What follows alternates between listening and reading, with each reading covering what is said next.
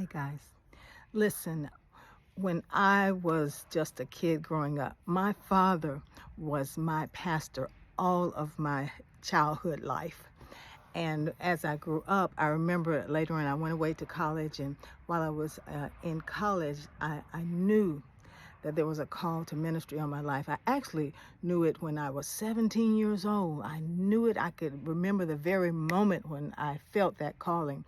And so when I went away to college, it just was magnified even more. And so it came the time when I knew that the call was on my life. And I remember calling my father and mother who were on the phone. And when I called my dad, the phone went dead because we were Southern Baptists and there were no girl preachers at the time. But long story short, there came a time when he came to accept that there was definitely a ministry call on my life. And so when I decided to begin doing ministry, I remember watching my father and thinking that, oh, this is going to be a breeze.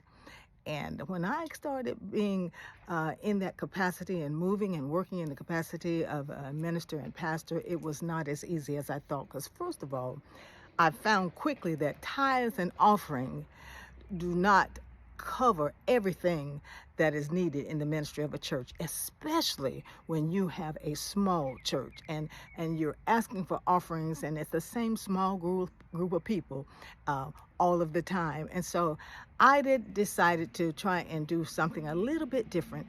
And I'm telling you guys, if I did just one smart thing as a pastor, I know that this was the one smart thing I did. And what I did was I took our small youth department and I turned that youth department into a 501c3 compliant community nonprofit.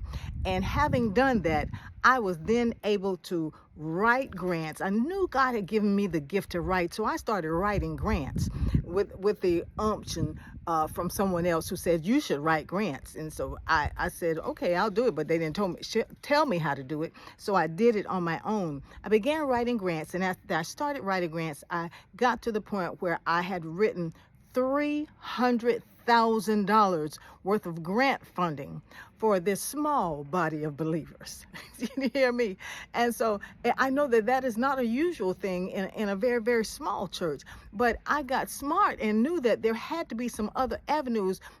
Having that nonprofit status is, it would allow us to get money from outside, from individuals, from foundations, and from corporations who believed in the social services that we provided, not so much in the religious services that we were doing in the community, but the social services they could get with. And they wanted to support those things. And that's how I was able to get funding over and over and over again.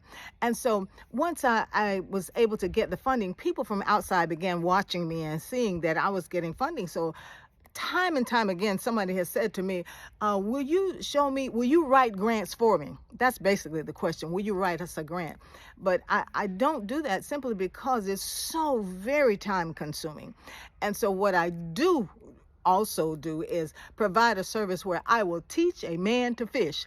And so what I want to do is I want to teach you how to fish today. I'm talking to you pastors, I'm talking to youth pastors, I'm talking to youth workers, and anybody in the community who know that you have a calling and a passion in your life to work for children and youth. But let me tell you, your thing doesn't have to be children and youth. Whatever you feel that there's a community service that God has called you to do, there is funding for it. Do you know how many times I've heard that money has gone back in the pot simply because somebody didn't ask for it?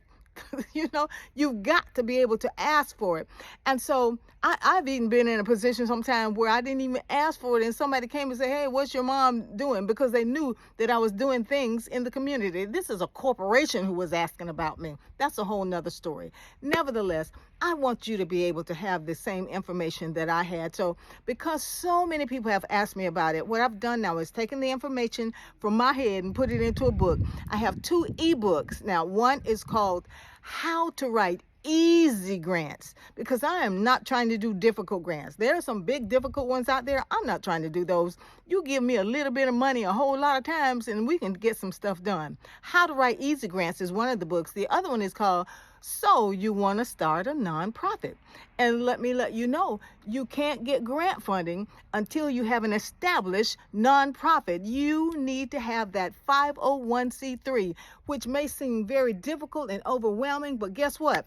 In that ebook, I put the information about how to get it in that ebook so you can get it done. Stop letting the lack of information hold you back from doing what you know you've been called to do.